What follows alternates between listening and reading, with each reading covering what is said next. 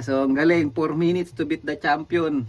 So dati pang last tayo, medyo umangat-angat na, medyo mga siguro pang-apat na tayo sa last yata o pangatlo. Magandang pangalanan mga lodi. Comment down below, parang gusto ko siyang pakalan ng Netherlands ah.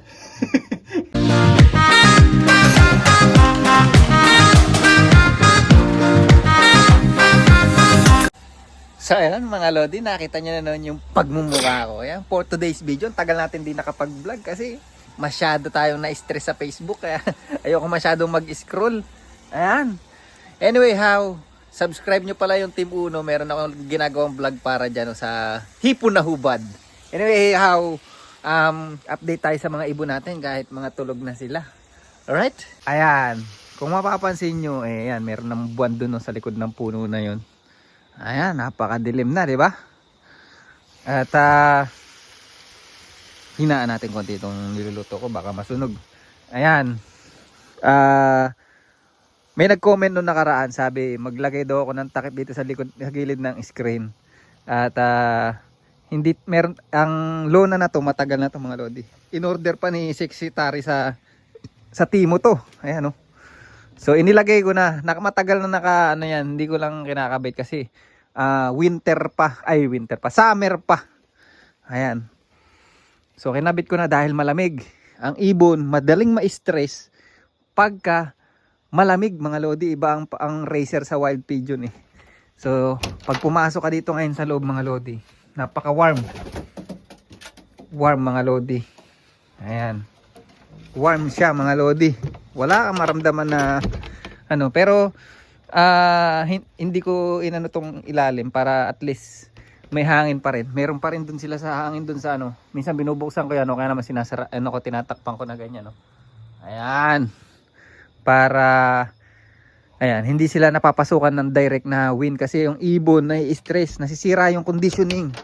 Pag malamig, parang tao din mga lodi. Ikaw ba naman matulog sa labas winter or malamig sa labas tas walang kumot? Ayan, di ba hindi ka makakatulog ng maayos? But for now, ayan sila oh. Sitting pretty na sila mga lodi. Alright?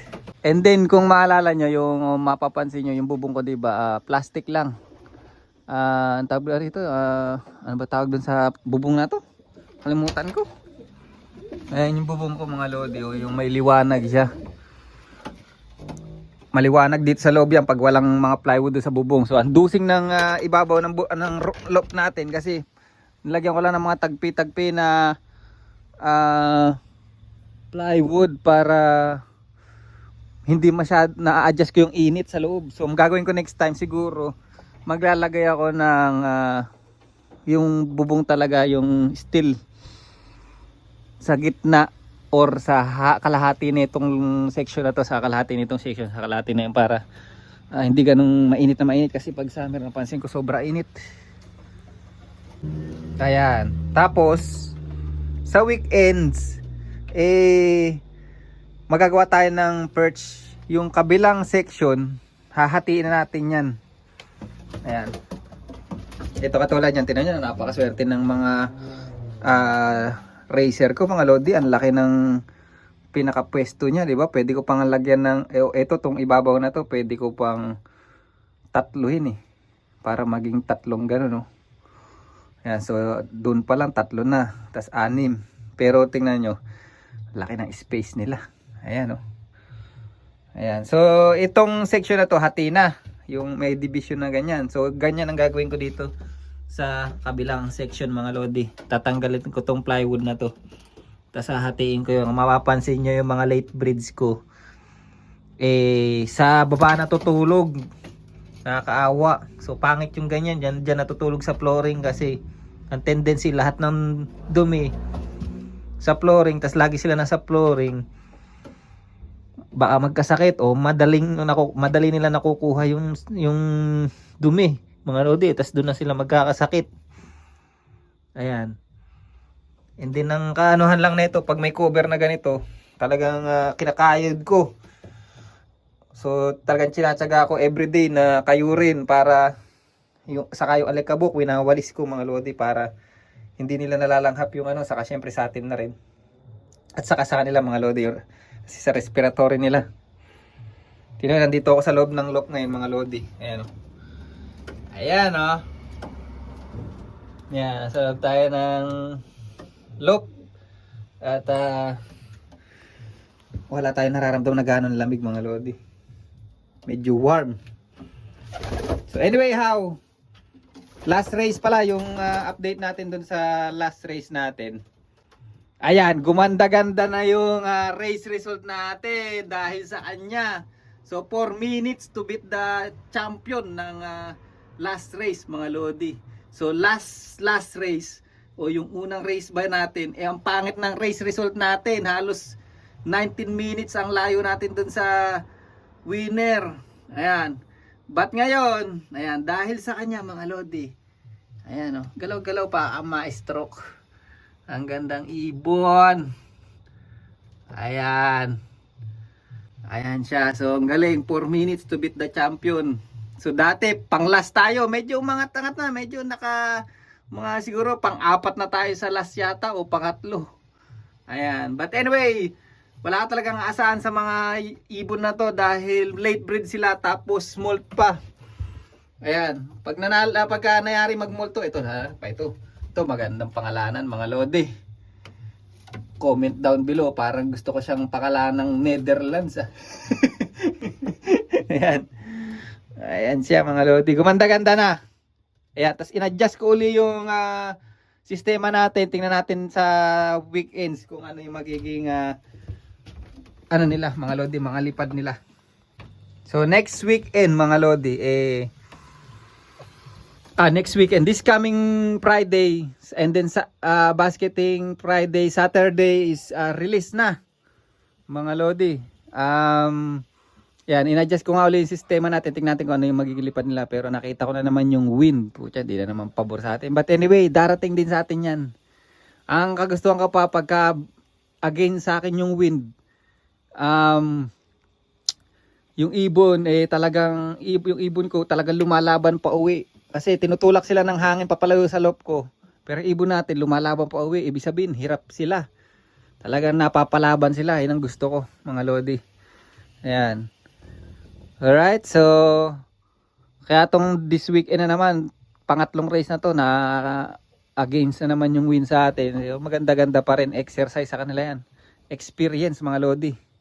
Sa long distance o sa distance, malalaman natin kung sino talaga magaling sa 450 km sa young bird race na to. Pagaling ang magkondisyon to mga lodi. Alright.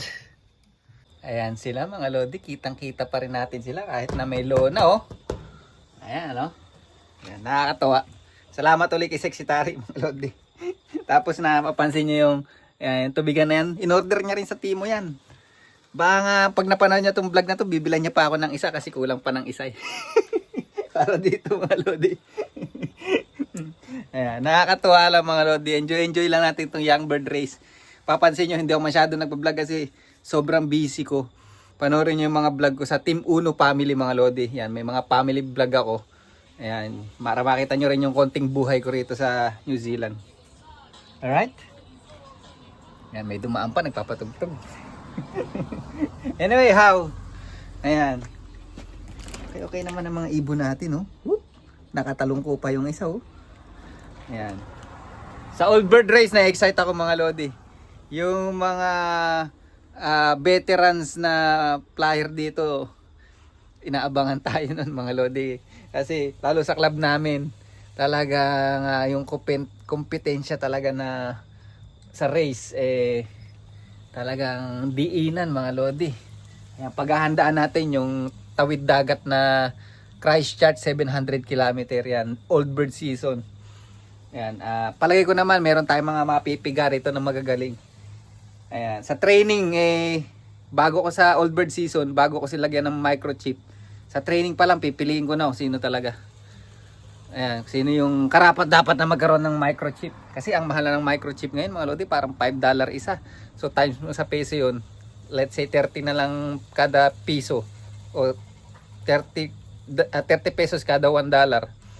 So $5 times 30. 30, 60, 90, 120, 150. Isang microchip, napakamahal. Tapos pag nawala sa training, nilagyan mo ng microchip, wala na. Sayang lang. Alright. Ayan. Konting kaalaman lang pala mga lodi. So kung mapapansin nyo, so anong oras na ba? Magna 9:30 na yata ng gabi. Next month, kung di ko alam nagkakamali, April first week o second week, magpapalit na kami ng oras mga lodi. So dito kasi sa New Zealand may plus and minus 1. So pagka winter nagma-minus 1 kami. O let's say ganito, ang difference ng oras namin sa Pilipinas is 5 hours. So pag winter nagma-minus na 1 hour. So 4 hours na lang this coming next month ng ano namin sa inyo, ang advance 4 hours. Kasi anong nangyayari, dumidilim na, maaga na yung dilim, kaya ginagawa nila yun. And then pag summer, babalik na nila yun ng yung plus 1 ay magiging 5 hours naman yung advance namin sa Pilipinas. So, excuse me. And then yun. At yan, kung mapansin nyo tong young bird season, talagang nire-race ko lang sila. Hindi ako nagte-training. Hindi rin ako masyado nagbibigay ng mga gamot. Wala akong, sa mga nagtatanong sa antibiotic mga lodi, dapat maingat kayo magbigay ng gamot kasi ang ibon pag nasobrahan masama. Parang tao, lahat na sobra masama. So, ayan, wala akong binibigay ng antibiotic sa kanila mga lodi. Binibigay ko lang ngayon yung calcium kasi molt sila ngayon, kailangan nila yun. And then meron din akong binibigay na oil once a week. Next time pakikita ko sa inyo yung mga ginagamit ko para meron kayong idea. Ayan, para ma-share ko naman sa inyo. So, yun, maaga na yung dilim next month. So, ayun ang kapangitan pag old birds, young bird season. Medyo, kung gusto ko mag-toss, napaka-traffic. Hindi ko na kakayanin kasi yung ibon na abutin ng dilim. Lalo ang labas ko sa trabaho, around 3. And then, wala na. Mga 5 pa lang nun, madilim na mga lodi. Siyempre, pag magdadrive ka traffic, 1 hour yun. So, pero pag old bird season, ang race namin, lalo pag summer na, November, December, ang dilim, 9 PM pa, kaya nakakapag-toss pa ako nun. Kaya sa old bird season na lang tayo magsiseryoso masyado mga lodi. Ngayon, kalma-kalma lang yung alam mo yun kasi, wala naman talaga akong balak mag-race ng young bird race dahil sa mga nangyari sa ibon ko nagkasakit. But dahil excited ako na makita ko kung paano yung magiging race natin dito. Ma-adjust ko, makita ko, na-excite ako kung paano dumating yung ibon kasi naalala nyo last loop ko cover ng mga puno. Pag dumadating yung ibon hindi ko makita, pero ngayon nakakatuwa kasi pag lumabas yung ibon sa ulap dyan o dyan sa taas na yan, nakakatuwa mga lodi, ay iba yung excitement. Ayan, anyway, dito ko layarin yung vlog natin. See you next vlog. Bye.